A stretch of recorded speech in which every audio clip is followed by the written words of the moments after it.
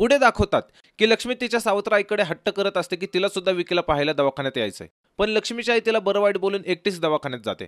इथे आपण एक गाणं पाहतो ज्यात लक्ष्मी देवीच्या मंदिरात जाऊन विकी लवकर बरा होण्यासाठी प्रार्थना करत असते आणि तिकडे दवाखान्यात देवीच्या आशीर्वादाने विकी शुद्धीवर येतो. पण आपल्याला कळते की ह्या ॲक्सिडेंटमध्ये विकीने त्याचा डावा हात गमावलाय. नेक्स्ट सीनमध्ये बजा गंगू सोबत तिच्या घरात गप्पा मारत बसलेला असतो. तो तिला सांगत असतो की तिचा बाप किती खडूस आहे, जर त्याने आपलं लग्न नाही लावून दिलं तर मी त्याला माझ्या पुढे नाक घासायला लावेल. बजाचं हे सर्व बोलणं रंगूचा बाप खिडकीतून ऐकत असतो. तो घरात येतो आणि बजाची बेइज्जती करून त्याला हाकलून लावतो.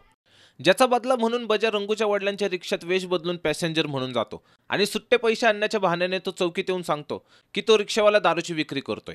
इथे बजाने रिक्षात आधीच दारूने भरलेली एक पिशवी ठेवलेली असते, ज्याच्या गुन्ह्यात रंगूच्या वडिलांना पोलीस पकडून घेतात. नंतर चौकीत बजाला भेटल्यावर रंगूच्या वडिलांना कळतं की हा सर्व डाव बजाचाच होता. इथून सीन चेंज होतो विकीच्या घरी, जिथे बिजली विकीशी या कारणाने भांडत असते की विकी हल्ली तिच्याकडे दुर्लक्ष करतोय आणि याच भांडणात बिजलीला पण कळतं की विकीचा एक हात आता राहिला नाहीये. हे पाहून बिजली विकीला म्हणते, मी तुझं शरीर किंवा संपत्ती पाहून तुझ्यावर प्रेम नाही केलं. आज तुझा एक हात नसला म्हणून काय झालं, माझं आजही तुझ्यावर तेवढंच प्रेम आहे. बिजलीचं हे सर्व बोलणं लक्ष्मी मागे थांबून ऐकत असते. इथेच आपण पाहतो की विकी बिजली आणि लक्ष्मीची ओळख करून देतो.